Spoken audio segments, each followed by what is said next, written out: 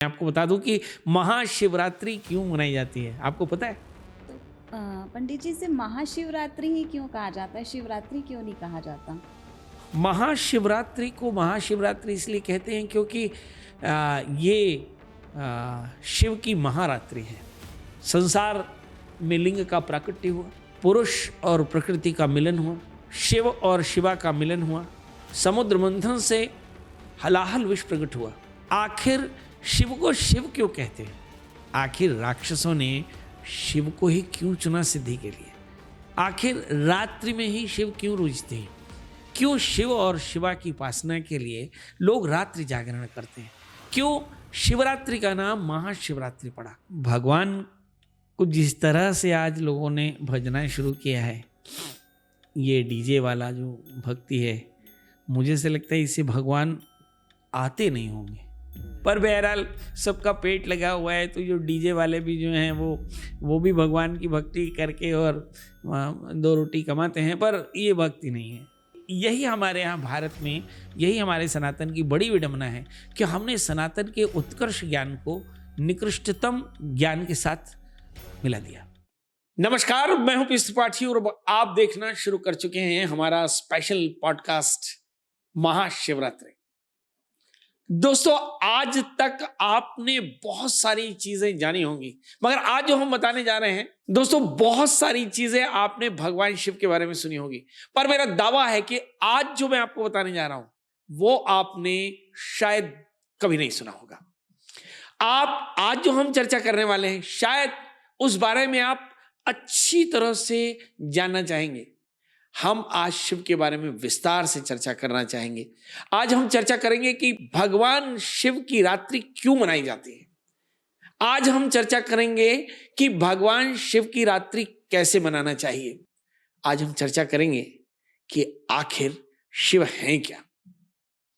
हमने शिव को परम शक्ति माना। सवाल यह है कि हम सिर्फ उसे परम शक्ति कहते हैं या वास्तव में वो परम शक्ति है। आज इस पर विस्तार से चर्चा होगी। हम इस पूरे कार्यक्रम के दौरान ऐसी ऐसी खास चीजें आपको बताने वाले हैं, ऐसी कहानियां बताने वाले हैं जो आप जरूर से जानना पसंद करेंगे। तो दोस्तों, आज का आपके इस पॉडकास्ट में आप सभी का स्वागत है। महाशिवरात्रि की ढेर सारी शुभकामनाएं एडवांस में। हमारे साथ रोज की तरह आज हैं विनू जी। विनू जी, आपका बहुत बहुत स्वागत। जैसा कि मैं रोज कहा करता हूं और अपने हर एपिसोड में कहा करता हूं कि विनू जी एक बहुत अच्छे एस्ट्रोलॉजर हैं, जबरदस्त रिसर्चर हैं और ढूंढ करके वो ऐसे ऐसे प्रश्न लेकर आती हैं कि जिसको सुनने के बाद मैं भी अचंभित रह जाता हूं। तो दोस्तों, आप भी तैयार रहिएगा। विनू जी ढेर सारे प्रश्नों के साथ तैयार हैं। मुझे लगता है कि इतने सारे प्रश्न, इतनी सारी क्यूरियोसिटी है कि आपको मजा आ जाएगा। तो चलिए प्रश्नों का सिलसिला शुरू करते हैं विनू जी आपसे। धन्यवाद पंडित जी। सबसे पहला प्रश्न है मेरा आपसे कि महाशिवरात्रि क्यों मनाई जाती है और इस साल कौन से दिन मनाई जाएगी? देखिए, महाशिवरात्रि क्यों मनाई जाती है और महाशिवरात्रि किस दिन मनाई जाएगी, ये एक बड़ा प्रश्न है। तो देखिए, सबसे पहले मैं तो ये बता दूं कि महाशिवरात्रि किस दिन मनाई जाएगी। तो महाशिवरात्रि 26 फरवरी को मनाई जाएगी। 25 फरवरी को रात्रि से भगवान की अष्टयाम पूजा शुरू होगी और 26 फरवरी की रात्रि 12 बजे तक भगवान शिव की अष्टयाम पूजा होगी।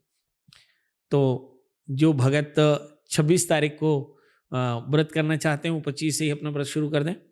रात्रि को आहार संयमित रखें और फिर 26 को दिन भर व्रत करें, भगवान शिव का पूजन करें। तो 26 तारीख जो है वो महाशिवरात्रि का दिन है। दूसरा प्रश्न आपका क्या था? महाशिवरात्रि क्यों मनाई जाती है? हाँ, ये एक बहुत बड़ा प्रश्न है और मुझे ऐसा लगता है कि हमारे सभी दर्शक ये जानना चाहेंगे कि आखिर महाशिवरात्रि क्यों मनाई जाती है। मैं आपको बता दूं कि महाशिवरात्रि क्यों मनाई जाती है। आपको पता है? आपको नहीं पता होगा कि महाशिवरात्रि के दिन ही भगवान शिव ने हलाहल का पान किया था। इसलिए भगवान शिव की जो रात्रि है वो बड़ी महत्वपूर्ण होती है। कहते हैं इसी दिन लिंग स्वरूप संसार का प्राकट्य हुआ था, इसीलिए महाशिवरात्रि मनाई जाती है। कुछ लोग कहते हैं कि इस दिन शिव और पार्वती का ब्याह भी हुआ था। ये मान्यता है, किंवदंती है। इस पर शास्त्र की कोई बात मेरे पास नहीं, मगर हाँ, ये एक बात मैं जरूर कह सकता हूँ कि शिव के रूप में पुरुष और स्त्री के रूप में ऊर्जा का मिलन हुआ था, ये तय है। और इस दिन संसार का प्राकट्य, इस दिन ब्रह्मांड की रचना, इस दिन भगवान ने हलाहल को अपने हृदय पर, अपने गले में धारण किया था। भगवान नीलकंठ कहलाए थे। इस दिन समुद्र मंथन हुआ था। और मुझे ऐसा लगता है कि ये जो दिन है वो आध्यात्मिक जागरण और साधना का है। हम इस तरह से देखते हैं कि जो महाशिवरात्रि है वो वास्तव में महाशिव की महारात्रि है।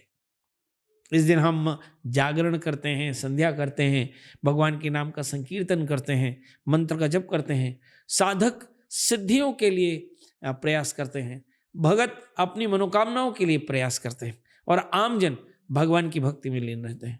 तो ये महाशिवरात्रि का विशेष दिन है। तो पंडित जी, से महाशिवरात्रि ही क्यों कहा जाता है, शिवरात्रि क्यों नहीं कहा जाता? हाँ, महाशिवरात्रि को महाशिवरात्रि इसलिए कहते हैं क्योंकि ये शिव की महारात्रि है। इस दिन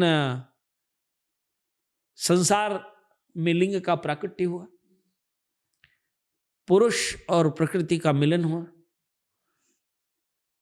शिव और शिवा का मिलन हुआ, समुद्र मंथन से हलाहल विष प्रकट हुआ, जिससे संसार भयाक्रांत हो गया, और इसे फिर नीलकंठ ने धारण किया।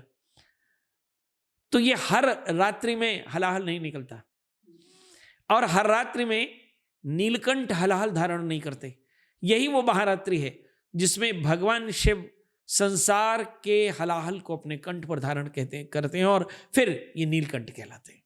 पंडित जी ने हमें आज बहुत सारी जानकारी दी है। बहुत सारी जानकारी तो मुझे ही नहीं पता था। मैं बचपन से यही सुनते आई थी कि इस दिन शिव पार्वती का विवाह हुआ था, लेकिन प्राकट्य, पृथ्वी का प्राकट्य इस दिन हुआ था, और समुद्र मंथन के द्वारा हलाहल विष का पान भी शिव जी ने किया था। ये भी पंडित जी ने आज बताया। इस बारे में तो शायद मुझे भी नहीं पता था, और आप लोगों को भी शायद नहीं पता होगा। पंडित जी, अब हमारा नेक्स्ट सवाल है कि हर त्यौहार का कोई ना कोई महत्व होता है, तो ये महाशिवरात्रि का क्या महत्व है? देखिए, महाशिवरात्रि का महत्व है कि शिव और शिवा के रूप में पुरुष और प्रकृति का मिलन है। इस समय आपके मन और शरीर को एकाकार करके, एकाग्र करके, और अपनी ऊर्जा को ऊर्ध्वगामी करना, और चैतन्य को चैतन्य से मिलाना, मतलब जीव को ब्रह्म के साथ मिलाना, और ब्रह्म का साक्षात्कार करना, और यही उसका महत्व है। और इसके लिए सद्गुरु की शरण में बैठ करके हम मन बुद्धि चित्त अहंकार अंतःकरण को एकाग्र करके, और फिर अपने पंचेंद्रियों से, 5 ज्ञानेंद्रियां, 5 कर्मेंद्रियां, मन बुद्धि चित्त अहंकार अंतःकरण से, मतलब समग्र शरीर से हम भगवान शिव और शिवा का आवाहन करते हैं, और शिव और शिवा यानी पुरुष और प्रकृति का मिलन हम आज्ञा चक्र में करते हैं।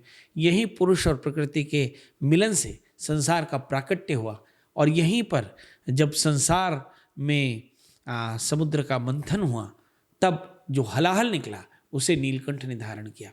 तो ये संसार का समग्र है, जिसे हम कह सकते हैं कि संसार का प्राकट्य, दुखों को सहने का सामर्थ्य, और भगवत कृपा, भक्ति में लीन होना, ब्रह्मलीन होना, और चैतन्य को चैतन्य से, चैतन्य को चैतन्य का दर्शन कराना, अपनी समग्र कामनाओं को पूरा करना, यही महाशिवरात्रि का महत्व है।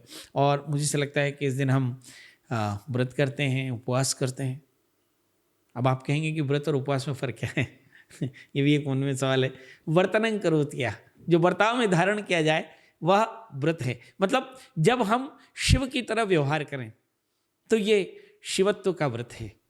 और उपवास, जब हम शिव के समीप बैठे, उप समीपे आस्यते इति उपवासः, जब शिव के समीप बैठ करके शिवत्व को महसूस करें, तो ये शिव का व्रत और उपवास है। बहुत बड़ी बात है ना, कि जब शिव के समीप बैठ करके शिवत्व को प्राप्त करने के लिए शिवत्व की तरह, शिव की तरह ही बर्ताव करें, शिव को ही महसूस करें, तो वह व्रत और उपवास है। इस दिन नाम का जाप करना चाहिए। इसे लिखा है कि नाम संकीर्तनम यस्य सर्व पाप प्रणाशनम प्रणामो दुख शमनः तन्नमामि हरिम परिम, और भगवान शिव का अभिषेक करना। ये 4 कर्म जो हैं, है ना, इसमें रात्रि जागरण लिखा रहता है।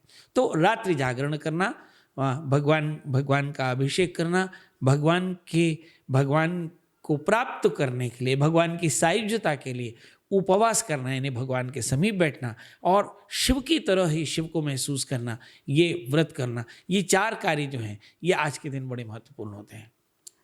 उपवास से एक प्रश्न मुझे याद आया। मुझे ऐसा लगता है उपवास में सिर्फ अन्न का ही उपवास रखना चाहिए या विचारों का भी उपवास रखना चाहिए?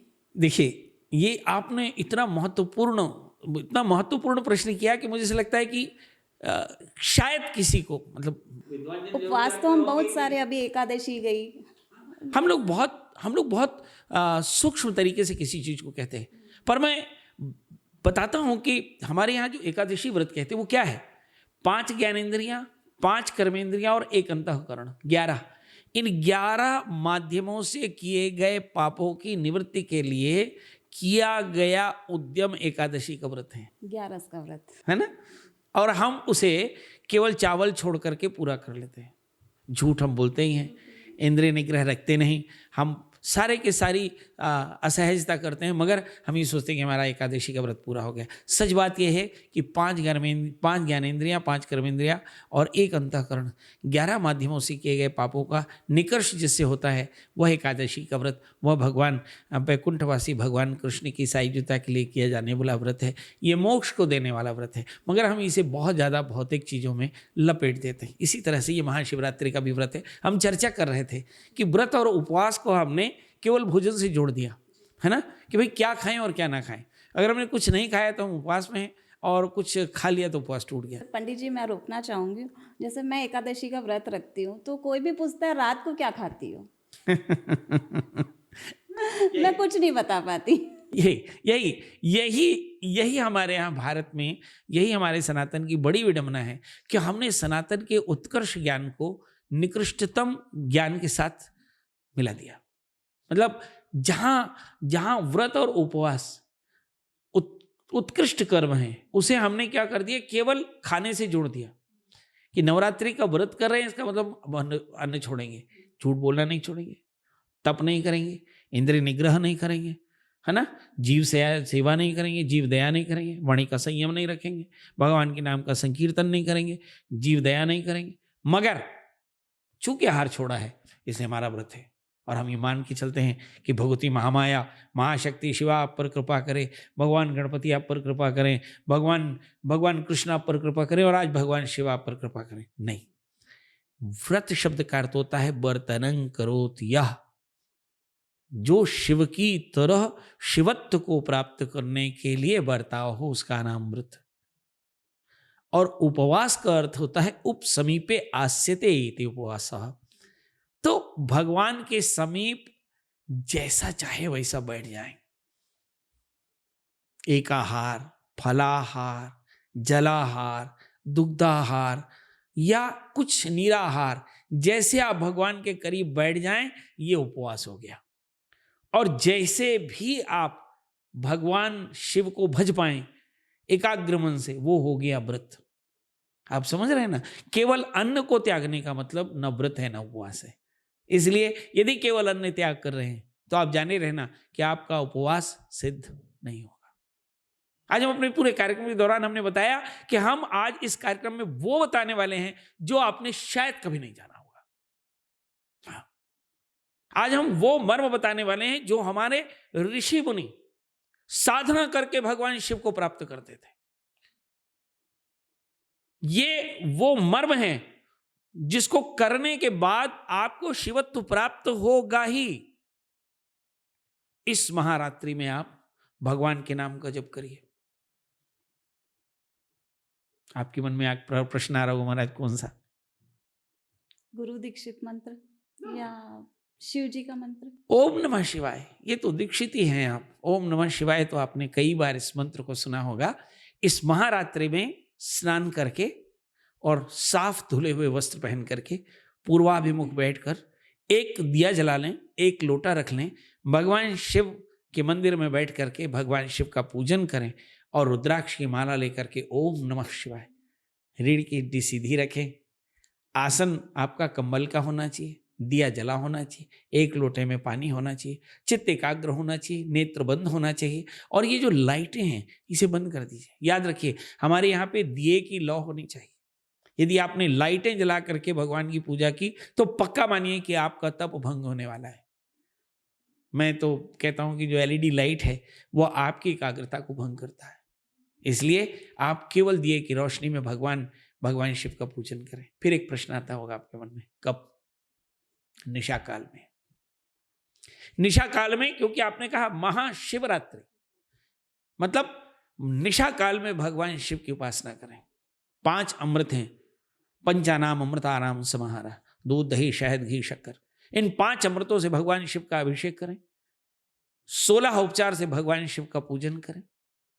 और जो आपके पास में बेलपत्र हो, आक का फूल हो, विजया हो, धतूरे का फूल हो, बेर हो, शमी पत्र हो, दूबी हो। 16 उपचार में आते हैं? नहीं, ये विशेष उपचार है, ये शिव जी के विशेष उपचार है। 16 उपचार अर्घपाद्य आचमनी इत्यादि होते हैं, ये 16 उपचार से विशेष ये भगवान का भोग है। ये सारा का सारा लगा करके और बड़े प्रेम से रात्रि जागरण करें और ओम नमः शिवाय का धुन लगाएं और सवेरे उठ करके ब्राह्म मुहूर्त में पुनः स्नान करें, फिर भगवान शिव का पूजन करें, फिर भगवान का अभिषेक करें, फिर भगवान के नाम का संकीर्तन और फिर ओम नमः शिवाय इस मंत्र से प्रजापति इत्यादि देवताओं की आहुति दे करके और फिर आरती पुष्पांजलि करें, याचकों को भोजन कराएं, ब्राह्मणों को भोजन कराएं और फिर भगवान को भोग लगाकर आप खुद व्रत का पारण करें। अगर आपने ऐसा कर लिया तो आपकी हर एक इच्छा पूरी होगी। याद रखिए भगवान शिव को आशुतोष कहते हैं।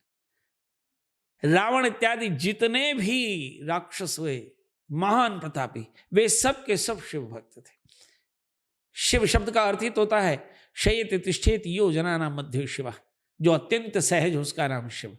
तो भगवान शिव को इस महारात्रि में आप रिझा सकते हैं। बस इस तरीके से अगर आपने भगवान शिव की उपासना की तो जानिए कि मेघ वृक मिथुन कर्क सिंह कन्या तुला वृश्चिक धनु मकर कुंभ मीन, कोई भी राशि हो, कोई भी मनोकामना हो, यदि आपने विवाह नहीं हो रहा है तो ये व्रत करना। धन की बारिश चाहिए तो व्रत करना। आप जानिए कि कुबेर भगवान शिव के सभापति हैं, याद रखिएगा। एक बात और भी है, रावण और कुबेर सगे भाई थे और कुबेर भगवान शिव के सभापति और रावण भगवान शिव का भक्त था, है ना, इसलिए शंका मत करना। भगवान शिव की कृपा से कुबेर रावण की लंका स्वर्ण की लंका बनी थी। ये कुबेर की कृपा नहीं थी, ये भगवान शिव की कृपा थी, जिसके चलते रावण की जो लंका थी सोने की लंका थी। तो इसलिए यदि आप अकूत धन चाहते हो तो शिव की उपासना करना। महाशिवरात्रि ये महारात्रि है। और अगर आप चाहते हो कि आपको शत्रु बाधा से बहुत परेशानी है तो आज जम के बैठ जाना ओम नमः शिवाय। आपको लगता होगा कि ये मंत्र बड़ा आसान है, ना, ये ऐसा मंत्र है जिसमें किसी भी प्रकार का शापोद्धार नहीं, किसी भी प्रकार का शाप विमोचन नहीं, इसमें किसी भी प्रकार के अन्य प्रक्रियाओं की जरूरत नहीं। इसमें केवल ओम नमः शिवाय इस मंत्र का जप करें, आप देखेंगे आपकी सारी मनोकामनाएं पूर्ण हो जाएंगी। मेरा एक प्रश्न है, किसी भी उपास को करने के लिए क्या संकल्प लेना जरूरी होता है? देखिए क्या है, ये संकल्प लिया कैसे जाता है? देखिए, या देवी सर्वभूतेषु मातृ रूपेण संस्थिता नमस्तस्यै नमस्तस्यै नमस्तस्यै नमो नमः। आप आने वाली थी, आपने संकल्प कैसे लिया था, मुझे कैसे पता चला?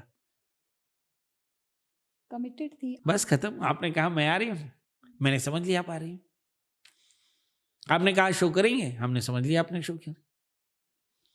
तो आपको बोलना पड़ेगा ना कि आज मैं अमुक गोत्र वाली अमुक नाम वाली भगवान शिव की सायुज्यता के लिए आज व्रत करूंगी। हाँ, अच्छा एक बात और भी है, अगर कुछ होशियारी कम भी हो जाए तो चलता है, क्योंकि भगवान को कहा कि अस्ति देवा परब्रह्म स्वरूपे निष्कला शिवा सर्वज्ञा सर्वकर्ता सर्वेशा निर्मद्वया। परमात्मा सब कुछ जानता है, इसलिए अगर आपके व्याकरण में कोई त्रुटि हो तो भगवान सुधार लेगा। हाँ, आपके अंतःकरण में जरूरत है वो अभी परमात्मा जानता है, हाँ, कि दरिद्रो लभते वित्तम बद्धो मुच्यते बंधनात् भीतो भयात् प्रमुच्यते सत्यमेव न संशयः। आप कोई पंडित जी कोई प्रमाण बताएं कि भगवान सब कुछ जानता है। देखिए, माँ की कुक्ष में बच्चा 9 महीने पेट में रहता है, बोल तो नहीं पाता, भगवान उसको कैसे देते हैं, कब तो खाने की जरूरत है, कब तो सांस की जरूरत है। फिर वो बाहर निकलता है, माँ के स्तन में मीठा दूध देता है, पिता के पास में वैभव देता है, थोड़ा बड़ा होता है, सदगुरु की शरण देता है, विद्या देता है, थोड़ा और बड़ा होता है, अच्छी जगह नौकरी देता है, सौभाग्य देता है, फिर और बड़ा होता है, अच्छी पत्नी देता है, फिर वो और बड़ा होता है, एक संतान देता है। तो आप सोचिए कि परमात्मा क्या नहीं जानता। तो फिर मांगना क्यों पंडित जी भगवान? यस, यही तो मैं कह रहा हूं कि फिर केवल संकल्प करना कि आज मैं अमुक नाम वाला अमुक गोत्र वाला, मैं आज भगवान की साहित्यता के लिए भगवान शिव की महाशिवरात्रि में ये व्रत करूंगा या करूंगी, बस इतना संकल्प करना और फिर उसके बाद आप अपना व्रत करना। अब वैसे कहते हैं, वैसे सामान्य धर्मियों के लिए तो संकल्प आवश्यक है, पर जो आप विशेष धर्मी हो, ब्रह्मनिष्ठ हो, संत हो, है ना, तो निश्चित तौर पर आपको इसकी कोई आवश्यकता नहीं। ब्रह्मनिष्ठ होने मात्र से आप नारायण हो जाते हैं, इसलिए आपके बोला हुआ, आप हर कुछ बोला हुआ मंत्र है और हर कुछ सोचा हुआ तंत्र है, हर कुछ किया हुआ कर्म है, इसलिए आप बिल्कुल भी ना सोचें। पर अगर आप सामान्य धर्मी हैं तो संकल्प कर लें और फिर सामने जैसे मैंने कहा कि गौरी गणेश कलश नवग्रह कुड़श मातृका इनकी भी पूजा कर लें और फिर अच्छे से भगवान शिव का पूजन करें, फिर बाद में हवन आरती पुष्पांजलि करें और याद रखें कि अन्न का दान जरूर करें, दान करें, जीव सेवा करें, इस बात का विशेष ध्यान रखें और किसी का दिल न दुखाएं। ये अगर आपने किया तो आप जानिए कि भगवान शिव की सहायता जरूर प्राप्त होगी। जी जी पंडित जी, बहुत अच्छी बात बताई। आप ही थोड़ी देर पहले बोल रहे थे कि जिनकी शादी नहीं हुई वो ये करे, जिनको पैसा चाहिए उनके, भगवान को तो एक्चुअली सब पता होता होगा किसको क्या चाहिए, किसको क्या नहीं चाहिए। नहीं नहीं नहीं नहीं, पर सवाल ये है कि जिसे हम कहते हैं कि त्वमेव माता च पिता त्वमेव बंधुश्च सखा त्वमेव, जिसे हम अपना पिता कह रहे हैं, जिसे हम अपनी माँ कह रहे हैं, जिसे बंधु कह रहे हैं, जिसे भाई कह रहे हैं, है ना, तो उसे कह भी दिया तो क्या बुराई है? नहीं कहा तो समझ में आ गया, और कह दिया तो क्या बुराई है? पापा मेरी शादी कह रहा हूँ, उनको तो सब पता है ना, लेकिन ना पता है तो भी, नहीं पता है तो भी कह दिया तो क्या बुराई? बुराई किसी में नहीं। हाँ, यही तो मैं भी कह रहा हूं कि यदि आप ना कह पाए तो भी भगवान समझ लेंगे, और यदि आपने कह दिया तो भगवान समझने के ही है। भगवान तो हर भाषा समझते हैं, इसलिए संकल्प सहित अगर आपने भगवान की पूजा की और भगवान की आरती पुष्पांजलि की, हवन इत्यादि किया, तो निश्चित तौर पे आपकी मनोकामना पूर्ण होने वाली है। अब अगला सवाल है, शिव जी की पूजा किस प्रकार करनी चाहिए? क्या क्या चढ़ाना चाहिए, क्या क्या नहीं चढ़ाना चाहिए? मुझे ऐसा लगता है कि एका द्वितीयो नास्ति, परमात्मा एक ही है, जो किसी को चढ़ता हो शिव को चढ़ता होगा, और क्या। पत्रम पुष्पम फलम तोयम, एक क्या आप जैसा बड़ा कहानी बताता हूँ। इस कहानी में मैं ये समझिए क्या था, एक राजा के यहाँ एक चोर था। अच्छा, ये मेरी बनाई कहानी नहीं है ना, ये शिव पुराण की कहानी है। हाँ, इसे मेरी इस कहानी को आप किंवदंती ना समझें। तो एक चोर था और बड़ी परेशानियों के दौर से गुजर रहा था, तो उसे लगा कि बहुत मोटा पैसा चाहिए, बहुत ढूंढा ढांढा, वो जहाँ भी करे वहाँ पे परेशानी आ जाती थी, तो वो बहुत परेशान था। तो फाइनली उसने डिसाइड किया कि यार अब क्या किया, तो उसने देखा कि शंकर जी के मंदिर में घंटा लगा है। अब उसके मन में आया कि अगर मैं ये घंटा उतार लूँ तो कैसा रहेगा। तो बहुत बड़ा घंटा था और वो घंटे को उतारने के लिए बड़ी मशक्कत करने लगा, कभी कुछ कभी कुछ, पर वो घंटा उतरा नहीं। फिर उसने सकुचाते हुए लिंग पर पांव रखा, चढ़ गया। जैसे ही चढ़ा भगवान शिव प्रकट हुए, बच्चा बोलो क्या चाहिए। अब ये चोर थर थर थर थर कांपने लगा, बोला अब तो भगवान त्रिशूल से छेद ही देंगे। मगर भगवान बड़े प्रसन्न थे, बोला वत्स मैं तुमसे प्रसन्न हुआ तुम्हारी भक्ति से। और तेरी तो उसने तो सोचा था वो चोरी कर रहा है, और वो चोरी के मकसद से घंटा उतारने के लिए भगवान शिव पर चढ़ाई कर दी। और भगवान शिव कहते हैं कि ऐसा भगत मैंने नहीं देखा, आज तक लोगों ने दूध चढ़ाया, जल चढ़ाया, दही चढ़ाया, आग का फूल चढ़ाया, धतूरा चढ़ाया, पहला भगत चढ़ा जो खुद ही चढ़ गया। तो इतना बड़ा समर्पण मैंने कहा मैंने आज तक नहीं देखा। बोलो वत्स क्या चाहिए? तो ये भगवान शिव है जी, भोलेनाथ। भगवान शिव रावण की मन को भी जानते रहे होंगे। भगवान को बोलते हैं ना, ब्रह्मा विष्णु सदा शिव जानत विवेका, प्रणवाक्षर के मध्य ये तीनों एका, और भगवान संहारक भी हैं। तो ऐसी स्थिति में आप सोचिए कि ऐसे संहारक भगवान जो त्रिकालज्ञ हैं, वो तीनों काल के स्वामी हैं, तीन लोक के स्वामी हैं, केवल एक देवता जिसे महेश कहते हैं। हाँ, और कोई देवता सुना है हमने महेश? ना, इसे ही महादेव कहते हैं।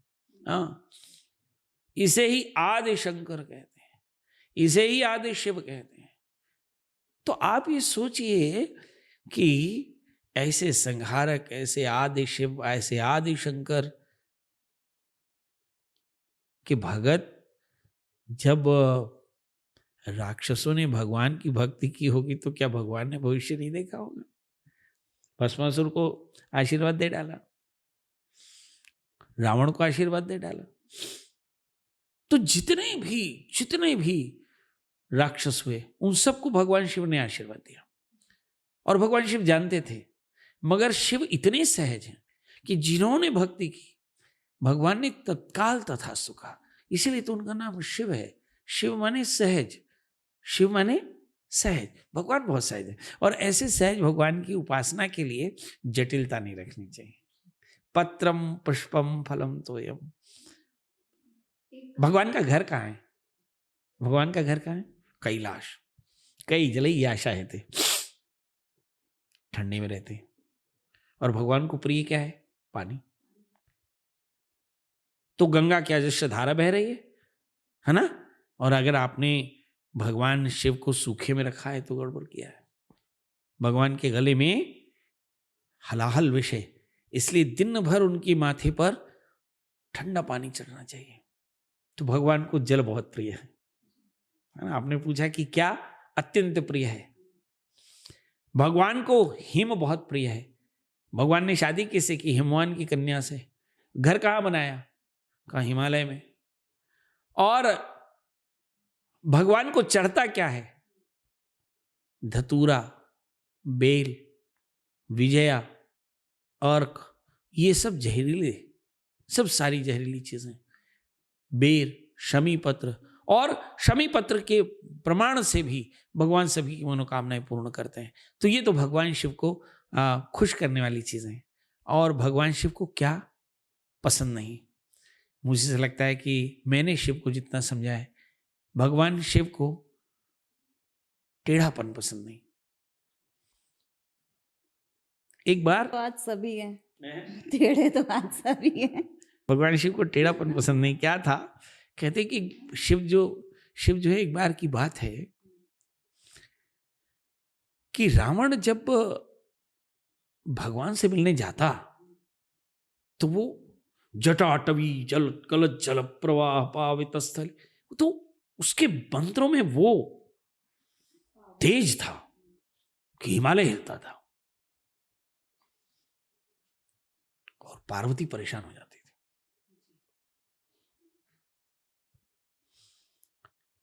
तो पार्वती जी ने कहा कि भाई रावण हमको जब भी आते हैं तो हम बहुत परेशान हो जाते हैं, आप एक काम करो, ये इसका थोड़ा सा कुछ उपचार करो। अगली बार रावण जब पधारे तो उन्होंने कहा कि देखो बेटा, अब तुम याद कर लिया करना, हम ही पहुंच जाएंगे। और उसके बाद से भगवान शिव रावण को स्वतः दर्शन देने लगे। और फिर से ये परंपरा खत्म हो गई कि रावण कैलाश में जाकर के भगवान के दर्शन करना छोड़ दिया। और भगवान जैसे ही वो रावण स्मरण करता वैसे ही भगवान शिव पहुंच जाते।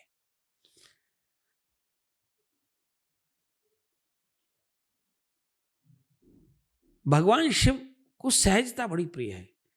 बहुत जटिल लोग भगवान शिव को पसंद नहीं। तो भगवान शिव से अगर मिलना हो तो शिव की तरह ही मिलिए। जैसे शिव भोले हैं वैसे शिव की तरह ही भोले रहिए। जैसे शिव में आर्जव है वैसे आपके अंदर भी आजब होना चाहिए, सहजता होना चाहिए। देखिए, शिव की कृपा जितनी पॉपुलर है, उतना ही ज़्यादा शिव का संहार भी पॉपुलर है ना? तो शिव अगर प्रसन्न हो तो त्रैलोक्य दे देवे, और शिव नाराज हो तो तीनों लोकों में संहार कर दे। तो ये शिव को शिवत्व ही पसंद है, इसलिए शिव को शिव के अलावा कुछ पसंद नहीं है।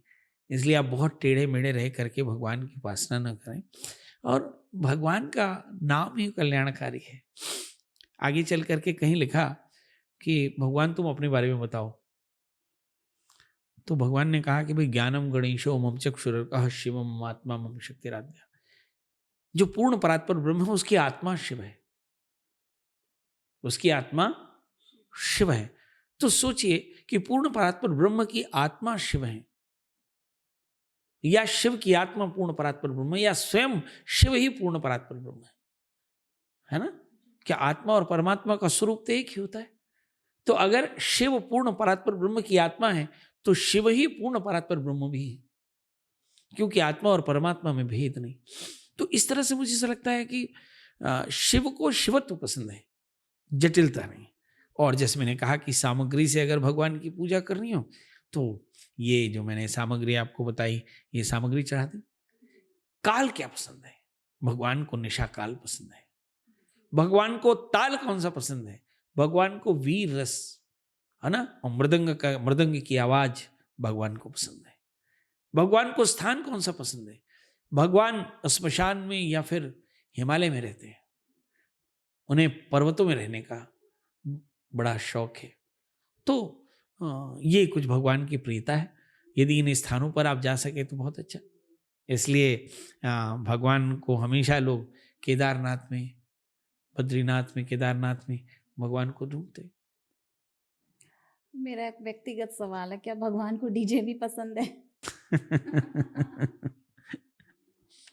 मुझे पसंद नहीं। मुझे ऐसा लगता है कि भगवान को जिस तरह से आज लोगों ने भजना शुरू किया है, ये डीजे वाला जो भक्ति है, मुझे ऐसा लगता है इससे भगवान आते नहीं होंगे, भाग जाते। इसलिए अगर आप ये डीजे वाली भक्ति के बारे में बात कर रहे हैं तो मुझे नहीं लगता है कि भगवान को ये पसंद होगा। पर बहरहाल सबका पेट लगा हुआ है, तो जो डीजे वाले भी जो हैं वो भी भगवान की भक्ति करके और दो रोटी कमाते हैं, पर ये भक्ति नहीं है। भज धातु से बना भक्ति, जिसका अर्थ होता है भजन करना, और भगवान का भजन ऐसे होना चाहिए जिसमें हम लीन हो जाएं। ये जो डीजे की धुन होती है आपको उन्मादी बना देती है, तो ये उन्माद भक्ति नहीं होता। इसलिए अगर आप ये सोच रहे हैं कि उन्माद भक्ति है तो आज के आज इस भक्ति से तौबा कर लीजिए जी। बहुत अच्छी बात बताई। दर्शकों, आज जो हम चर्चा करने वाले हैं शायद आपने पहले कभी नहीं सुना होगा, और इसके आगे भी जो हम विस्तार से बातचीत करने वाले हैं, मेरे ख्याल से मैंने तो नहीं सुना, शायद आप लोगों ने भी नहीं सुना हो। पंडित जी, अभी तक आपने महाशिवरात्रि के बारे में, व्रत के बारे में बताया, उपवास के बारे में बताया, पूजा पाठ के बारे में बताया, तो इसका कोई वैज्ञानिक इम्पैक्ट भी है क्या? हाँ, वैज्ञानिक इम्पैक्ट, साइंटिफिक इम्पैक्ट भी है, साइंटिफिक इम्पोर्टेंस भी है। जैसे देखिए, जब हम व्रत करते हैं, ठीक है, तो अब देखिए कि जो महाशिवरात्रि वो कब पड़ती है? चतुर्दशी के दिन, यानी फाल्गुन कृष्ण पक्ष की चतुर्दशी, त्रयोदशी की रात्रि चतुर्दशी का संयोग होता है, और ये अमावस्या के करीब होती है। मतलब ऐसा लगता है कि जैसे सूर्य और चंद्रमा करीब करीब एक साथ होते हैं, और हमारा जो ध्यान है वो ऊपर की ओर होता है। तो अब आप सोचिए कि जब हमारा ध्यान और हमारी जो ऊर्जा, सूर्य और चंद्रमा तीनों जब अलाइन हो जाते हैं तो वो महाशिवरात्रि का समय होता है। और अब आप देखते हैं कि जो एनर्जी है वो सबसे मतलब नॉर्थ हेमिस्फीयर यानी उत्तरी गोलार्ध में करीब करीब फोकस होती है। तो ऐसी स्थिति में जब हम ध्यान करते हैं तो हम सीधे के सीधे अपनी ऊर्जा को संसार के परम ऊर्जा से कनेक्ट कर पाते हैं। जो परम सत्ता किसको कहते हैं, जिसे हम परम शक्ति कहते हैं, ये जिसे परम शिव बोलते हैं, हम उससे कनेक्ट कर पाते हैं। इसलिए महाशिवरात्रि की तिथि जो है वो बड़ी महत्वपूर्ण है। फिर आपने कहा इसका जो साइंटिफिक, जैसे रात्रि जागरण, अब सवाल ये है कि रात्रि में ही क्यों? तो हमारे पास एक मेलाटोनिन करके एक हार्मोन होता है, वो काफ़ी ज़्यादा सक्रिय हो जाता है और ये रात्रि में। और इसके बहुत ज़्यादा सक्रिय होने से रात्रि जागरण से जो हमारी डेड सेल्स हैं या वीक सेल्स हैं वो ख़त्म हो जाती हैं, और मेलाटोनिन के सक्रिय होने से हमारी अवेयरनेस काफ़ी ज़्यादा एक्टिव होती है और हम उस सत्ता के करीब एकाग्र हो पाते हैं। तो ये होती है रात्रि जागरण की बात। और फिर होता है मंत्र का जप। तो ये एक तरह का सेल्फ हिप्नोसिस है कि जब आप मंत्र का जप करते हैं तो आपके अंदर में जो पूरी एकाग्रता, मंत्र मंत्र जप की एक परंपरा है, मंत्र जप ध्यान धारणा अनुष्ठान, कि आप डिसिप्लिन होकर के मंत्र का जप करते हैं, भगवान शिव का ध्यान करते हैं, शिव की कृपा को महसूस करते हैं। तो जब इस धारणा के साथ आप मंत्र का जप करते हैं तो आपके अंदर में एक चैतन्य का प्रवाह होता है और उस प्रवाह में इतनी ऊर्जा होती है कि आपका जो चैतन्य है वो शुद्ध बुद्ध चैतन्य परमात्मा से एकाकार हो जाता है। इसलिए रात्रि जागरण, मंत्र का जाप और महाशिवरात्रि की रात्रि, ये मैंने आपको बताई। फिर आता है रुद्राभिषेक। ऋतम दुखम द्रावयति इति रुद्रो। ऐसे भगवान शिव का काम क्या है? संहार, और संहार की अंतिम शक्ति है। और संसार में हम संहार की अंतिम शक्ति किसे मानते हैं? पारमाणविक शक्ति, न्यूक्लियर एनर्जी। तो परमात्मा शिव जो है वो बिल्कुल, ये सोचिए कि एक एटॉमिक रिएक्टर की तरह सुपरचार्ज्ड है।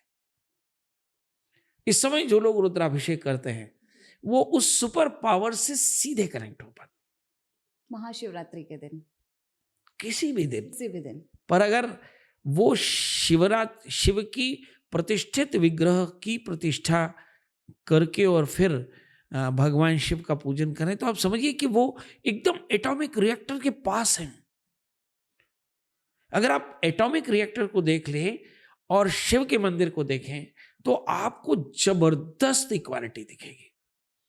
हाँ, आप एक बार एटॉमिक रिएक्टर को माइंड पे देखें कि एक शिव की तरह गोला होता है और उसकी एक जलहरी होती है जहाँ से पानी बाहर निकलता है, उसमें 3 बॉयलर्स होते हैं।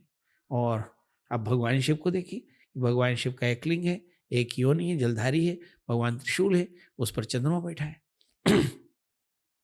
तो बिल्कुल एटॉमिक रिएक्टर की तरह भगवान शिव ऊर्जा के, जिसको बोलते हैं फायर बॉल, एनर्जी बॉल। तो जब हम उस रुद्र का अभिषेक करते हैं, मतलब हम उस एनर्जी बॉल से एनर्जी को ट्रांसफर करते हैं, है ना। बस एक सावधानी रखना कि भगवान शिव में चढ़ी हुई कुछ चीजों का सेवन नहीं करते और कुछ चीजों को सीमित सेवन करते हैं। हाँ, और भगवान शिव को सामने से नहीं लांघते। भगवान शिव की जलहरी का जल जो है वो पाँव में नहीं आना चाहिए। तो ये बिल्कुल उतनी ही सावधानी जैसे हम एक एटॉमिक रिएक्टर को देख करके सावधान रहते हैं, उतनी ही सावधानी भगवान शिव की पूजा में रखें। अगर आपने रुद्राभिषेक किया तो आप समझ लीजिए कि आप एक परम पारमाणविक शक्ति संपन्न ऊर्जा से ओतप्रोत लबरेज भगवान पूर्ण परात्पर ब्रह्म की उपासना कर रहे हैं, और जिससे तत्क्षण आपके अंदर में परिवर्तन होगा और आपकी जिंदगी बदल जाएगी।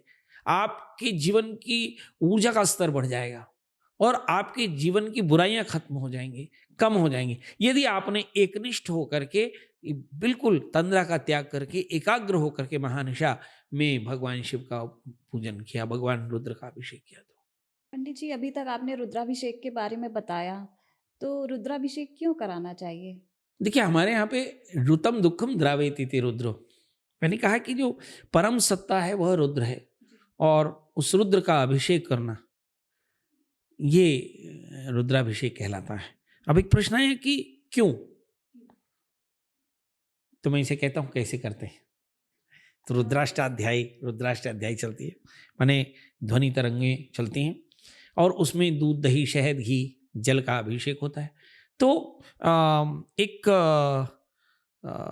बड़े साइंटिस्ट हुए डॉक्टर मसारू, उन्होंने बताया कि जो जल चक्र है और जिसे वाटर एनर्जी बोलते हैं, और ऊर्जा चक्र है जिसे हम माइक्रो स्ट्रक्चर चेंज बोलते हैं, तो जल चक्र पर जब मंत्रों का यानी साउंड वाइब्रेशन का इस्तेमाल हो तो उसका जो इंटरनल स्ट्रक्चर जो है वो चेंज हो जाता है, और चेंज होने का जिसको अणु संरचना बोलते हैं वो चेंज हो जाता है, जिसको बोलते हैं मॉलिक्यूलर स्ट्रक्चर। और चेंज हो जाने के बाद में और वह जो है वो बेहद क्रिएटिव हो जाता है, बहुत सक्रिय हो जाता है।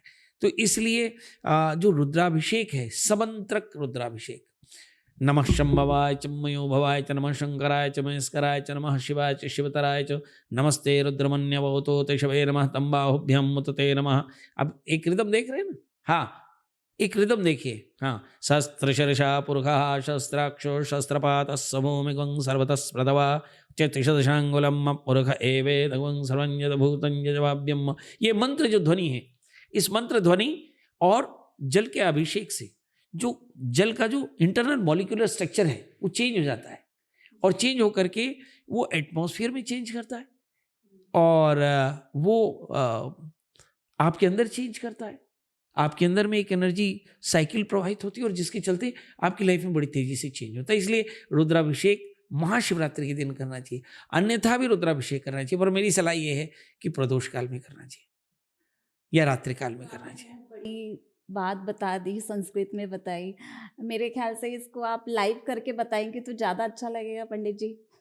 नहीं, लाइव ही तो हो रहा है। रुद्राभिषेक करके बताएंगे। मैं अब ये वादा रहा मेरा कि ये वादा रहा कि मैं अपने दर्शकों को महाशिवरात्रि के दिन ही हम महाकाल से लाइव करेंगे, श्री महाकाल धाम से लाइव करेंगे, ये वादा रहा। और निशा काल में रात्रि हम जितने भी श्री महाकाल के दर्शक हैं ये इस वाइब्रेशन को महसूस करेंगे। ये वादा रहा कि हम महाशिवरात्रि की रात्रि में जितने भी हमारे YouTube से जुड़े हुए मित्र हैं वे सब इस चैनल को सब्सक्राइब कर लें, और मेरा वादा है कि ये जो महाशिवरात्रि की रात्रि होगी ये श्री महाकाल के भक्तों के लिए विशेष रात्रि होगी, और हम इस दिन पूरी पूजा या पूरी जो साधना है उसको हम रात्रि में लाइव दिखाने की कोशिश करेंगे, यदि कोई टेक्निकल प्रॉब्लम नहीं आई। क्योंकि क्या है कि फिर वो तो महाकाल है, और महाकाल की इच्छा के खिलाफ तो कुछ नहीं हो सकता। मगर आपने कहा कि बहुत सारी चीज़ों को हम जब लाइव देखते हैं तो समझ में आता है कि, और मुझे आपकी बात समझ में भी आ गई कि बातों की जमा खर्ची से कुछ नहीं, आप करके दिखाइए कि भाई क्या चेंज होता है और किस तरह का रोमांच आपके जीवन में आता है। आपने कहा नाभिकीय एटॉमिक रिएक्टर से आपने तुलना की शिव जी, ये कितनी बड़ी बात है, और ये चीज़ हम बातों में कैसे समझ पाएंगे? नहीं, आप एक बार आप देखिए कि भगवान शिव का लिंग देखिए। भगवान शिव के लिंग में क्या खास होता है कि एक लिंग होता है, उसमें एक त्रिशूल होता है, त्रिशूल में डमरू लगा होता है। भगवान के सिर पर एक चंद्रमा होता है, भगवान के सामने एक जलहरी होती है, एक लिंग होता है। अब आप एक एटॉमिक रिएक्टर देखिए, उसमें 3 बॉयलर्स होते हैं, है ना? एक लिंग की तरह एक कंस्ट्रक्शन होता है ना, जिसको रिएक्टर बोलते हैं, और उसमें एक वाटर डिस्पोजल होता है जो एक जलहरी की तरह होता है। और अगर आप उसे एकदम ध्यान से देखें तो आपको लगेगा कि बिल्कुल ये आप हमारे कार्यक्रम में नीचे हम आपको कार्यक्रम में दिखा भी रहे हैं कि शिव का विग्रह ये है और ये एटॉमिक रिएक्टर है, और आप दोनों को एक जैसा देखिए, बिल्कुल एक जैसा, कि जिस तरह से हम शिवलिंग से रुद्राभिषेक के दौरान पानी का प्रवाह देखते हैं, वैसे ही अब आप देखिए कि जो रिएक्टर है उसमें भी पानी का प्रवाह होता है। मजे की बात यह है कि शिव जी में पानी का प्रवाह होता है कि शिव ने गले में हलाहल धारण किया हुआ है, और एटॉमिक रिएक्टर में पानी का प्रवाह इसलिए होता है ताकि रिएक्टर कूल रहे, है ना। पर जब शिवलिंग से जब प्रवाह होता है तो मंत्रों के कारण उसमें, जैसे मसारू ने कहा कि इसमें एक मॉलिक्यूलर स्ट्रक्चरल चेंज आता है, इसी तरह से जब हम एटॉमिक रिएक्टर से पानी गुजारते हैं तो उसमें रेडिएशन आता है। तो जितना ज़्यादा एनर्जाइज एटॉमिक रिएक्टर का पानी होता है, रेडिएटेड वाटर, उसी उतना ही ज़्यादा एनर्जाइज होता है भगवान शिव का जल। और इसीलिए ये कहा जाता है कि भाई भगवान की जलहरी को पार ना करें, क्योंकि उससे आपके पाँव में जो जल पड़ेगा, उससे जो अवज्ञा होगी, उससे आपका अहित हो जाएगा। इसलिए आप कभी भी जलहरी को पार ना करें, क्योंकि जलहरी से पानी निकलते रहता है निरंतर जला, है ना। और उस अगर आपने जलहरी पार की तो पानी आपके पाँव में आएगा ही। ऐसी स्थिति में आप ये गलती ना करें, यही कारण होता है। फिर जो मैंने कहा कि ये जो रुद्राभिषेक होता है, जो एटॉमिक रिएक्टर है, जो शिव है, इसमें इतनी ज़्यादा समानता है कि मैं आपको क्या बताऊं। मैं तो मैं ये मेरा रिसर्च भी रहा कि जब आपने लिखा कि भाई शिव और एटॉमिक शिव के लिंग में और एटॉमिक रिएक्टर में क्या इक्वालिटी है, तो साहब आप अपनी आंखों से देखिए। ये हम अपने दर्शकों को दिखा रहे हैं कि अपनी आंखों से देखिए कि ये लिंग रहा, शिवलिंग रहा, और ये रिएक्टर रहा। अब आप हमने इसको बहुत माइक्रोस्कोपिक करके एक एक पाइप्स दिखाए रिएक्टर के, और एक एक शिराएं दिखाई आपके शिवलिंग के। और अब इसे देखिए और देख करके आप आनंदित होइए कि अभी तक जिन लोगों ने एटॉमिक रिएक्टर ना देखा हो, उन्होंने शिवलिंग जरूर देखा होगा। शिवलिंग के जैसा ही एटॉमिक रिएक्टर होता है, और एटॉमिक रिएक्टर की तरह शिवलिंग की एनर्जी होती है। इसलिए जब कभी भी आप शिव की पूजा करते हैं, शिव का अभिषेक करते हैं, इट मीन्स कि आप उस सुपर पावर के समीप बैठ करके और उस सुपर एनर्जी को फील करते हैं। इसलिए हमारे यहाँ बोलते हैं, तुलसीदास जी ने लिखा कि तुलसीदास जी की खासियत ये कि गजब का कॉन्फिडेंस उनमें। वो लिखते हैं कि नाना पुराणम निगमागम सम्मतम यद रामायणे निगतम कुछ दिन तो भी। कोई तुमने बड़े आगम निगम पुराण वेद पुराण पढ़े होंगे, पर मेरी रामायण पढ़ना इसमें बहुत खास है। और ऐसा उनके लिखने के पीछे है भी। वो जब कुछ कहते हैं तो ऐसा लगता है कि हाँ यार वो कुछ कह रहे हैं। उन्होंने लिखा कि सब फूले का सकल मोहि छाई, जन उबर खा कृत प्रगट बुढ़ाई। अब तुलसीदास जी हो गए वो मौसमी ज्ञानी, है ना। अब देखिए दर्शन ये दया धर्म का मूल है, पाप मूल अपमान। 18 पुराण 6 शास्त्र 4 वेद लिख दिए धर्म को समझने के लिए। तुलसीदास जी ने एक लाइन में धर्म की व्याख्या कर दी, क्या कि दया धर्म का मूल है, पाप मूल अभिमान। भगवान कृष्ण को भी 18 अध्यायों की गीता बतानी पड़ी। गीता को धर्म क्या है अर्जुन को, और तुलसीदास जी ने एक लाइन में उसे बता दिया। तो आप सोचिए कि तुलसी कितने महान हैं। उन्होंने तुलसीदास जी ने शिव जी के लिए क्या लिखा कि भावी मेट सकह त्रिपुरारी, क्या त्रया नाम पुरा नाम समाहार। कहा कि 3 त्रिपुरारी भगवान त्र्यंबक सभी प्रकार के भविष्य को मेट सकते हैं। अच्छा भविष्य भी, बुरा भविष्य भी, उचित भी, अनुचित भी। इसलिए भगवान शिव की जो आराधना करते हैं, जो रुद्राभिषेक करता है, आप मान के चलिए कि वो उस सुपर पावर के करीब होता है जिसे सिर्फ महसूस किया जा सकता है। अब हम वो चर्चा करेंगे कि हम जो शिवलिंग में जो चढ़ता है, क्या क्या सामान मैंने बताया था, सब बातें कही रोंगटे खड़े हो गए यहीं पर। मतलब माहौल अच्छा बन गया। मुझे ऐसा लगता है कि जब आप ये कार्यक्रम हमारा देख रहे होंगे तो आप शॉक्ड होंगे कि आपने आज तक हजारों बार रुद्राभिषेक किया होगा, मगर अब जब रुद्राभिषेक करेंगे तो मेरा वादा है आप उस परम सत्ता को महसूस कर पाएंगे। बस हमारे इस कार्यक्रम को, इस पूरे वीडियो को आगे से लेकर के अंत तक देखिएगा और आप देखेंगे कि हमने आपको शिव का वो दर्शन कराया है जो इसके पहले आपने कभी नहीं देखा। हमने शिवत्व का अनुभव कराया जिसको पहले आपने कभी नहीं महसूस किया। हमने शिव के प्रभाव को महसूस कराया जिसे कभी आपने महसूस नहीं किया। और हमने शिव की वो दया की कहानी सुनाई जो आज तक किसी देवता ने किसी पर नहीं की। तो ये शिव की खासियत है। और अभी आप ये बोल रहे थे कि क्या भगवान के ऊपर चढ़ा रहता है, जब आपने कहा कि एटॉमिक रिएक्टर का पानी जो है वो रेडिएटेड रहता है, तो शिव का जल कैसा? तो भगवान ने कहा भाई 3 चम्मच जल लीजिए बस। कहा अकाल मृत्यु हरणम, पहला चम्मच जल लीजिए, अकाल मृत्यु का भय समाप्त हो जाएगा। सर्व व्याधि विनाशनम, दूसरा चम्मच जल ले लीजिए, व्याधि नाश। और अकाल मृत्यु हरणम सर्व व्याधि विनाशनम शिवो पादोदकंपित्वा पुनर्जन्म विद्यते। अगर शिव का पादोदक ले लें तीसरा, तो आप समझ लीजिए कि सभी प्रकार के झंझटों से मुक्त होकर के और शिव की सायुज्यता को आप जाएंगे। ये भगवान शिव के पूजन की खासियत है। मगर 3 चम्मच। आपने अगर कहीं 1 लोटा पी लिया तो मुझे ऐसा लगता है कि आप बीमार भी पड़ सकते हैं। क्योंकि मैं निजी तौर पर पंडित भी रहा और मैंने बहुत सारे पेड़ों पर इसका प्रमाण देखा कि आप रुद्राभिषेक का जल किसी पेड़ के नीचे डाल दीजिए, पेड़ सूख जाएगा। आपने महाकाल देखा, हमारे महाकाल में एक रुद्राक्ष का पेड़ लगभग 25 वर्ष पुराना, उस पर शिव के अभिषेक का जल डाल दिया, वो पूरा का पूरा सूख गया।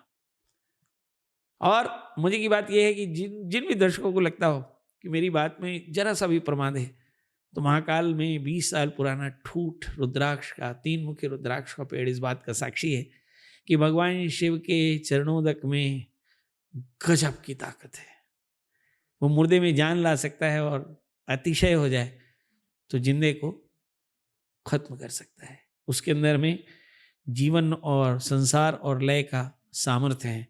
इसलिए भगवान का चरणोदक 3 चम्मच, राइट। और अभी एक भी, हाँ कुछ और पूछ रहे थे। अगला सवाल था, जो ये रुद्राभिषेक कराते हैं क्या घर में कर सकते हैं कि गुरुओं या आचार्यों से करवाना चाहिए? ये प्रश्न आपने मुझे दुविधा में डाल दिया। यदि मैं कहूं कि गुरुओं और आचार्यों से ही कराना चाहिए तो ये अनर्थ हो जाएगा, क्योंकि बहुत सारे लोग जिनके पास समर्थ आचार्य नहीं है वे दुखी हो जाएंगे। तो इसे मैं समझाता हूं आपको। यदि आपके पास सामर्थ्य हो तो समर्पित शिव के भगत के सानिध्य में बैठकर शिवालय में पूजा करनी चाहिए। ऐसे भक्ति करना, अपने घर में पूजन करना अच्छा है, पर जब आप सिद्ध देवालयों में इसकी पूजा करते हैं तो इसका प्रभाव आपको अधिक मिलता है, क्योंकि वहाँ की वाइब्स या जो वहाँ की जो चेतना है या जो वहाँ पे प्रवाह जो है ऊर्जा का, वो बहुत ज़्यादा रहता है। तो इसलिए मुझे ऐसा लगता है कि विद्वान आचार्य के निर्देश में किसी सिद्ध देवालय में बैठकर महाशिवरात्रि में तप करें तो इसका प्रभाव बहुत ज़्यादा होता है। पर यदि कुछ ना हो तो पार्वती की तरह जंगल में बैठकर भी आप ओम नमः शिवाय का जप करें तो आपकी मनोकामनाएं पूर्ण हो सकती हैं। मेरा एक और सवाल था, ये आपने देवालय या शिवालय शब्द का उपयोग किया, आम मंदिर और देवालय या शिवालय में अंतर क्या होता है? नहीं, मंदिर तो मंदिर है, शिव मंदिर जा रहे हैं वो शिवालय, वो शिवालय ही है। जहाँ देवता बैठे वो देवालय, हाँ, है ना। आलय माने घर, देवता का घर देवालय। पर हम अपने घर में देवालय बना लेते हैं, शिवालय बना लेते हैं। पर क्या होता है कि हमारे यहाँ जो गृहस्थाश्रमी है उसकी मर्यादाएं होती हैं। वो शौच का ध्यान नहीं कर पाता और पवित्रता का ध्यान नहीं करता, पूजन का ध्यान नहीं कर पाता। और ये महाशक्ति है। आपको मैं बताऊं कि गर्भगृह में बैठकर साधना करना ये बहुत आसान नहीं होता। और मेरा निजी मानना यह है कि जो लोग भी गर्भगृह में बैठकर उपासना करते हैं वो साक्षात शिव की सायुज्यता प्राप्त करते हैं। इसलिए जब आप किसी मंदिर के गर्भगृह में बैठ करके और भगवान शिव का अभिषेक करें, रुद्र का अभिषेक करें, तो आप समझिए कि आप साक्षात शिव को कैलाश पर्वत पर अभिषेक कर रहे हैं और शिव की सायुज्यता साक्षात्कार आपको मिलेगा। बस ध्यान रखें कि वो निशाकाल हो, वहाँ पर लाइटें न जल रही हों, कोई भी अप्राकृतिक चीज़ें ना हो, सदाशयता के साथ, सद्भाव के साथ, समर्पण के साथ शिव की पूजा करें, शिव का ध्यान करें, शिव के मंत्र का जप करें, शिव का अभिषेक करें, आपको शिवत्व की प्राप्ति होगी पक्का। पर इसका मतलब ये नहीं कि अगर आप दिवाली ना जा सके तो घर में ना करें, अगर कुछ ना हो तो अपने घर में बैठ कर करें। ये something is better than nothing. कुछ नहीं करने से अच्छा है कि कुछ किया जाए। जी। मेरा अगला सवाल है, जो शिव जी को जो पदार्थ चढ़ाए जाते हैं, फूल, बेलपत्र, दूध, दही, घी, केसर, इनको ग्रहण किया जाना चाहिए कि नहीं? देखिए, तो जहरीले पदार्थ हैं, जैसे विजया है, अर्क है, मंदार, धतूरा है, इन्हें आप न ग्रहण करें। पंचामृत जो अभिषिक्त हो उसे बड़ी मात्रा में न ग्रहण करें। 3 बूंद 3 चम्मच तक तो ठीक है, पर उससे ज़्यादा नहीं। हाँ, क्योंकि अतिशय तो फिर किसी चीज़ की कृपा भी दुख दे देती है। और इसके अलावा जो भगवान के फल चढ़ते हैं, हाँ, पर कुछ लोग कहते हैं कि भगवान शिव में चढ़ा हुआ फल भी नहीं खाते हैं। पर मुझे ऐसा लगता है कि जो खाते हैं वो ये सोचकर फल ले लेते होंगे कि भाई प्रसाद है, थोड़ा थोड़ा थोड़ा थोड़ा लिया जा सकता है। पर अतिशय भगवान रुद्र की पूजा का प्रसाद थोड़ा सावधानी से लेना चाहिए। ये मेरा निजी अनुभव है।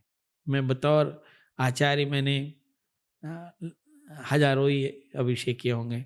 आज इतने वर्ष की इतना वर्ष हो गया इसी औपरोहित में, तो पता नहीं तो कितने अभिषेक कराए होंगे।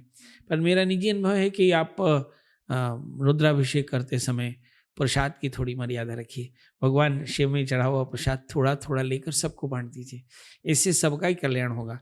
पर अगर आप अतिशय में भगवान का चढ़ा हुआ कुछ भी लेते हैं तो ये बहुत बहुत ज़्यादा इसमें ऊर्जा होती है, और कई बार बहुत ज़्यादा ऊर्जा आपको परेशान कर सकती है।